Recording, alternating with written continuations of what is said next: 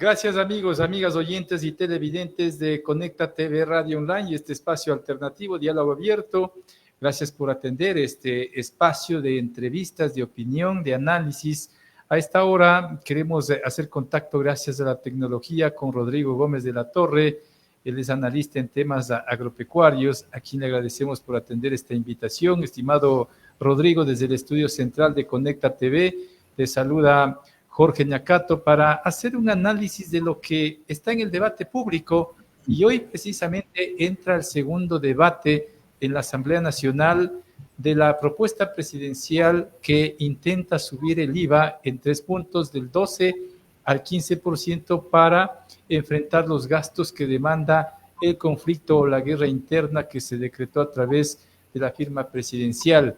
No hay acuerdos políticos en la Asamblea, cada sector político en el Parlamento ha puesto sus trabas porque hablan de un IVA que no beneficiaría a la población ecuatoriana, sino más bien que lo perjudicaría. ¿Cuál es tu visión, tu lectura en torno a esta propuesta presidencial de incrementar 3 puntos del IVA, aunque en el informe de la Comisión de Desarrollo Económico que preparó el informe para el Pleno que van a debatir dentro de pocos minutos más, se habla de un IVA temporal de 3 puntos en los próximos 3 años y un IVA permanente de 1 punto? ¿Cuál es tu lectura, Rodrigo? Te escuchamos. Bienvenido, buen día. Muy buenos días, Jorge. Buenos días a todos quienes nos siguen a través de las redes.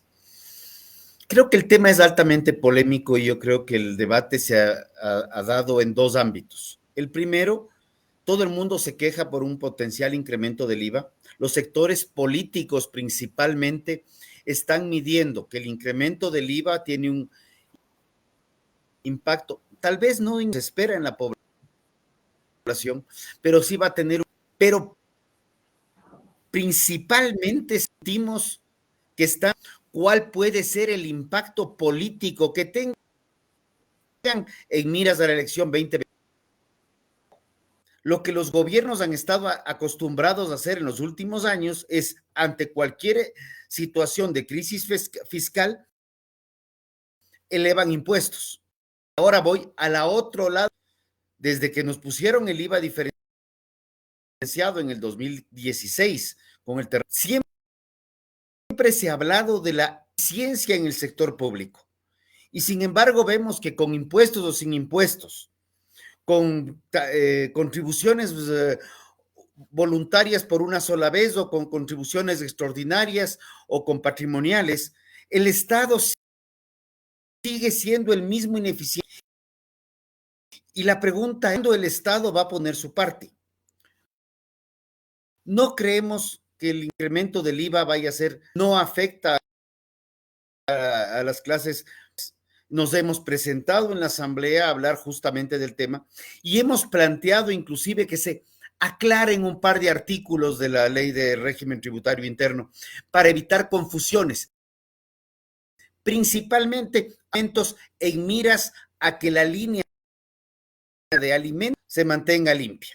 Pero también hemos exigido que haya transparencia en el manejo fiscal, que haya una revisión integral de subsidios, porque el tema de subsidio a combustibles hay que tomar en consideración. Gasolina es importante, que es lo que ha mencionado el presidente. El uso o mal uso del gas licuado de petróleo, indiscutiblemente, pero no podemos desconocer que el diésel es uno de los principales subsidios que tenemos, y en donde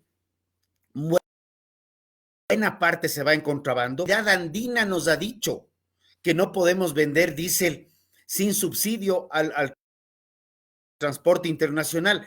¿Por qué si alguien que viene de fuera va a consumir con IVA, para dar un paralelismo, debe pagar un IVA del 19 como en Colombia y aquí solamente por ser nacional va a pagar un 12? Lo mismo pasa en combustibles. Entonces, corrijamos combustibles, corrijamos sector público y creo que el IVA es algo que va a tener que darse, sea o en el próximo, preferible hacer las cosas. Ahora, Rodrigo, mucho se ha hablado de que si bien es cierto el IVA puede ser una alternativa, me refiero al incremento de los 3 puntos, pero muchos han hablado de que no hay lo que tú estás demandando de otros aspectos, es decir, la transparencia en a dónde irán destinados estos recursos económicos para que no pase lo que ocurrió en el gobierno de Rafael Correa con el terremoto, que hasta ahora esos recursos están en cuestión, en entredicho y en procesos judiciales que se invirtieron en otras cosas o se gastaron en otras cosas menos en lo necesario y prioritario, estimado Rodrigo. Ve, mira qué cosa tan curiosa. En el 2016 se pidió incremento de IVA, contribución extraordinaria, ¿ya? Y precisamente quien estaba orientado al manejo de esos recursos, es su paradero en la Embajada de México, cierto como el dónde están los recursos. O sea, ni el que manejaba los recursos, ni los recursos sabemos dónde están. Entonces a eso vamos. El pozo negro, ese hoyo negro donde lo que entra desaparece, que se llama la cuenta del Tesoro Nacional, debe manejarse de manera responsable. Tenemos que evidenciar 3 casos puntuales. Yo creo que hay que transparentar muy fuertemente a dónde están yendo los impuestos y desglosarlo y explicarlo. Estamos con un gobierno que comunica mejor, pues creo que por ahí la transparencia es algo importante que comunicar. 2, tenemos el tema de y perdón que te tope, pero me aparece el banner aquí abajo que me dice el tema de agrocalidad. Ok, una agencia de regulación y control como Agrocalidad que tiene cobros y tasas para temas fito y zoosanitarios, al igual que el Instituto de Pesca, que también tiene cobros y tiene que ver con convenios internacionales. La plata que esas agencias reciben también deben ser canalizadas para las agencias manejadas de manera totalmente transparente, pero enfocándose en lo importante, en que los controles fito y zoosanitarios se den para que no se dé el problema con Rusia, porque el día de mañana tendremos nuevamente otro problema en ese ámbito. Entonces, regresamos a lo mismo. Transparencia en el manejo del recurso fiscal. Creo que eso es lo que venimos reclamando por más de 10 años, porque las voces que dicen que eso solamente se paró en el gobierno de Moreno y Lazo, creo que se olvidan que el terremoto fue en el periodo del que actualmente se encuentra prófugo en alguna parte del planeta. Ahora, Rodrigo, respecto de las otras alternativas que se plantea en la asamblea de los grupos políticos que son aliados también del gobierno, me refiero al correísmo muy en particular, quieren aplicar un ISD, es decir, impuesto a la salida de capitales de un 5 o 6%, además de aplicar tributos o contribución especial, como lo denominan, a las utilidades de la banca muy en particular. Estos 2 puntos en especial, ¿cómo los analizas tú? Cuando comenzamos a meterle impuestos direccionados a quienes nos quejamos de que son de los que más ganan, primero aclaro que no tengo acciones en la banca para que no crean que estoy defendiendo por algún interés particular. No, es que creo que es importante, pero es que aquí como que la empresa que más gana es la que hay que sacarle el aire, que la banca hay que sacarle el aire. Luego le pedimos a la banca que nos dé más créditos, pero no sabemos todas las regulaciones adicionales que hay. Luego le decimos a la empresa que más que también se va. Y lo que estamos haciendo es castigando al que le... Porque no deberíamos ver cuánto es lo que genera solamente de utilidades, sino cuánto de inversión también ha hecho. Es absurdo lo que sucede en el Ecuador. No podemos seguir castigando a los para sostener una total Estado. Tenemos que trabajar de manera paralela. Entonces ya oigo aquí ya me suena el oído y me dicen, es que Rodrigo, lo que pasa es que ahorita es urgente esto, porque mañana vamos a hacer lo otro. No, cholitos. Comencemos a trabajar de manera y cuando fusionamos entidades públicas, que hay que ver cómo bajar el peso de la burocracia. Lo siento en el alma, suena políticamente incorrecto. Si el día de mañana mi locura regresa y quiero regresar a la política abierta y esto de aquí me utilizan y decir, pero usted decía que había que bajar la burocracia, les diré que sí, y estoy convencido de eso. Acabo de leer una noticia de Petroecuador, por ejemplo, 10,000 trabajadores, 3,000 juicios laborales. Por favor, tenemos que depurar eso. Recuerdo cuando en los años 90, ojo, se hizo una evaluación de Petroecuador y se dijo que Petroecuador podía funcionar con el 30% de los 30%, o sea, un 77 de cada 10 duplicaban funciones o hacían funciones que no eran beneficiosas para no operaban. ¿Por qué seguimos respaldando y soportando esa burocracia que la pagas tú, que la pago yo, que la pagan todos los radioescuchas y los que nos siguen en redes? Rodrigo, de acuerdo en ese punto que hay que reducir el tamaño del Estado, pero da la casualidad que el grueso de los servidores públicos que tiene que pagar en sueldos y salarios del Estado ecuatoriano y que ahora tiene problemas, por cierto, en esos pagos, es correspondiente a las Fuerzas Armadas, Policía Nacional, médicos, docentes, y esos servidores no pueden ser recortados en el servicio público, Rodrigo. A ver, no nos interesa quedarnos sin médicos, pero tener médicos sin medicinas. No nos interesa estar policías ni militares. De hecho, las fuerzas militares han tomado un rol protagónico. Ya lo tomaron en el gobierno pasado, por el tema de la seguridad en las calles. No nos prohibido olvidar, decía alguno que se olvida de todo, hasta de nombres que conocía, estoy acordado. Pero ahí viene el tema. No es cuestión de reducir por reducir. Contratos ocasionales. Es asistente del asesor del secretario público. ¿No será que hay un sistema informático que nos puede ahorrar un poco de eso? Y importante. Y esto va a sonar más políticamente incorrecto.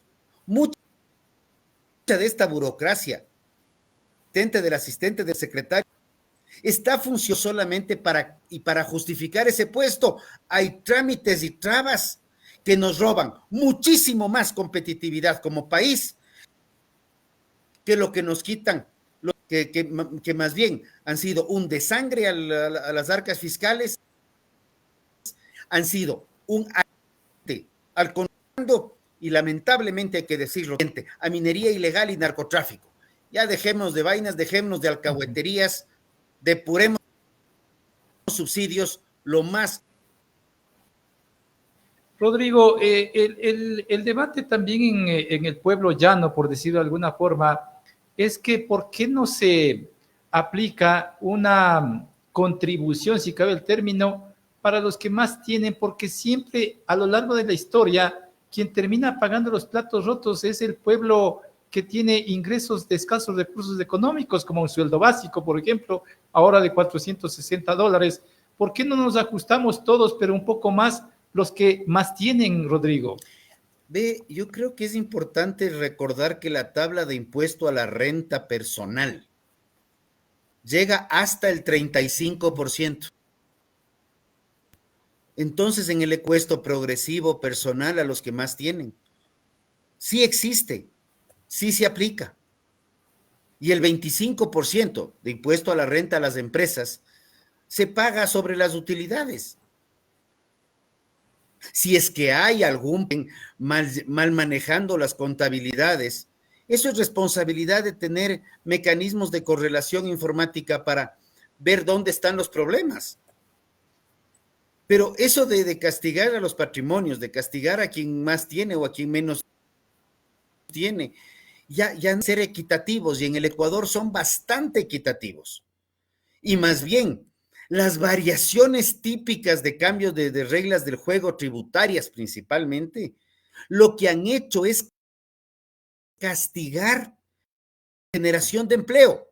¿Por qué lo digo? Porque un inversionista cuando ve a un país reglas claras y estables. Entonces, cuando tengo confianza en que lo que voy a invertir me va a generar un rédito, yo hago la inversión. Pero si yo sé que voy a poner de se va a ir, no importa si es grande, mediano o pequeño. La persona que está a darse un puesto de salchipapas o pequeña, al igual que la gran empresa, lo ven exactamente igual. Tal vez las herramientas de análisis, digámoslo así, pero es la que más sale corriendo. Y por eso es que a los pequeños, al 85% se cae antes del primer año, porque no hay reglas claras. Entonces, las reglas claras, confianza genera inversión, genera producción y la producción genera empleo. Tasas de empleo del y tal 33, 34 avanzando, estamos retrocediendo. Y tal como está el país en estos momentos, con las acciones tomadas, las primeras por el presidente de la República, ¿tú crees que vamos en un camino correcto? ¿Estamos en el andarivel correcto?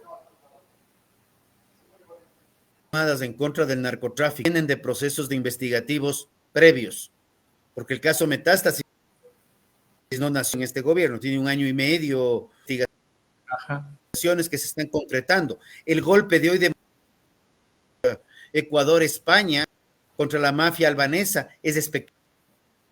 Ese tipo de cosas son temas que tienen que ser reforzados y eso está generando aspectos.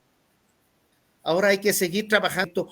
Apoyaré al gobierno y apoyaré a las instituciones que estén haciendo bien su trabajo, al igual como estamos viendo que el problema no era necesariamente el Consejo de la Judicatura como tal, sino que parece que era el presidente que hacía muecas y gestos, caras y gestos que recordábamos en la infancia, que un funcionario público. Porque que actualmente la presidenta está poniendo en orden ese entuerto mal llamado Consejo de la Judicatura. Las personas sí hacen las instituciones. No necesitamos solamente instituciones. Necesitamos también personas que las cumplan con un parámetro ético, moral y también profesional. Pero creo que las dos primeras son fundamentales. Así es. Con eso me quedo, mi estimado Rodrigo, se me terminó el tiempo, te agradezco también por tu tiempo, hasta una próxima oportunidad. Por el contrario, Jorge, siempre a las órdenes y un fuerte abrazo. Gracias a nuestro invitado, Rodrigo Gómez de la Torre, analista en temas agropecuarios, así como políticos. Son en este momento las 10 de la mañana con 16 minutos. Vamos a hacer una ligera pausa en esta parte del tiempo y ya regresamos con nuestro invitado. Llamamos al pueblo ecuatoriano a luchar para que las áreas estratégicas no se privaticen ni se vendan. CNT, Refinería de Esmeraldas, Banco del Pacífico, Ban Ecuador. Las hidroeléctricas, telefónicas y petroleras son de las y los ecuatorianos. Monetización y concesión es privatización. Defendamos la patria. Sedocud. Ha llegado el día de enfrentar a los que solo...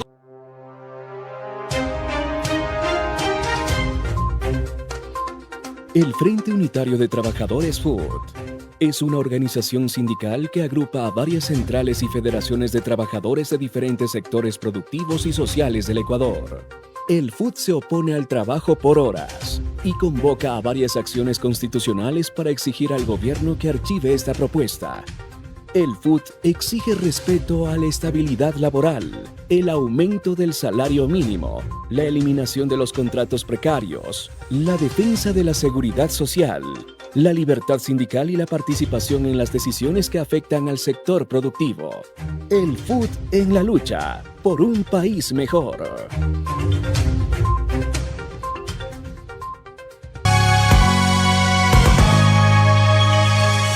Usted sintoniza Diálogo Abierto por Conecta TV Radio.